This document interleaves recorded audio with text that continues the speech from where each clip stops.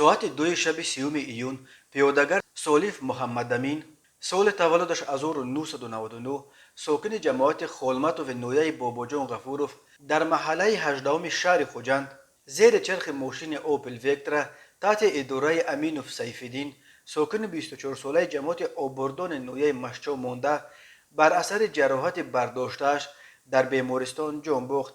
وزارت کارهای داخله گفت راننده اوپل از عهده اداره ماشین برآمده نتوانست. روز 30 میلیون ساعت 16:03 بر اثر برخورد دو ماشین اوپل وکترا و اوپل زفیرا در شورای دوشنبه خوجند در حدود نویه ورزوب مسافر اوپل وکترا خیالوف نجیب الله سال تولدش 1978 ساکن نویه ونج در جای حادثه به هلاکت رسیده. مسافر دیگر این ماشین سلیمانوف اسلام سال تولدش 1990 ساکن شهر دوشنبه و مسافر اوپل زفیر قدرت و گلرو حکمت اللهیونا سال تولدش 1976 و قدرت و گلرخزار حکمت اللهیونا سال تولدش 1987 ساکنان شهر پنجکین جراحت جسمانی برداشتند.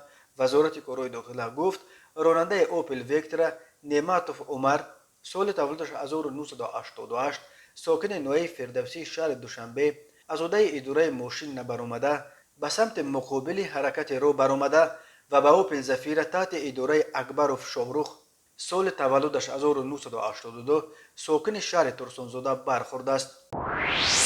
روز 29 ایون ساعت 14:20 راننده BMW حسنوف ایرجبای سال تولدش 1989 ساکن شهر بوستان نویه مشچو هنگام حرکت در حدود این شهرک از عهده اداره واسطه نقلیات نبرآمده به قفای ماشین تمغه لابا کومبو تحت اداره ساکن دیگر بوستان نورعلیزاده عبدالله جان سال تولدش 2000 برخورد است. در نتیجه راننده لابو جراحت وزن جسمانی برداشته در بیمارخانه به هلاکت رسیده است.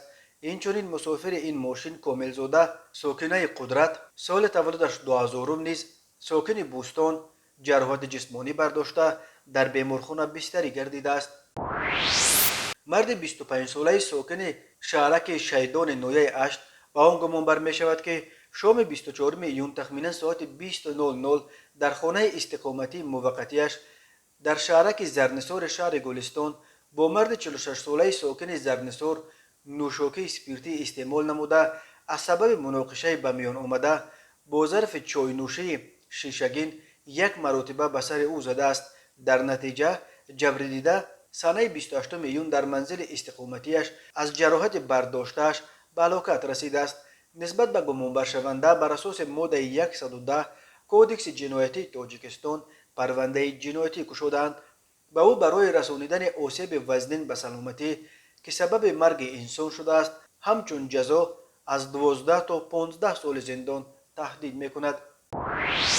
مرد 31 ساله قبلا هم با جرم دزدی سود شده ساکن جماعت یختن نویه دوشتیج به آن گمان بر می شود که ساعت 1 شب 23 ایون با راه پنهانی به خانه استقامتی زن 36 ساله ساکن شهرک غونچی در آمده از آنجا 2 عدد تلفن موبیلی تمغه سامسونگ و لوازمات روزگار را به مبلغ 8000 سومانی دزدیده است.